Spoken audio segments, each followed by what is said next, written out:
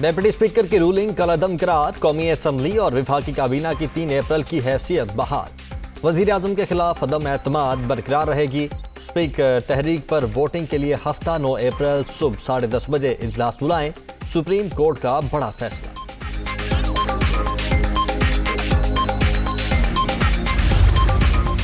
इस्लामाबाद में मुत्तहिदा अपोजिशन का इजलास। अदालती फैसले के बाद की सूरत हाल पर मुशावरत। अब हमारे कंधों पर बोझ आन पड़ा है। इस्लाहात के लिए सबसे मुशावरत होगी। शहबाज शरीफ और दीगर रहनुमाओं की गुफ्तगू।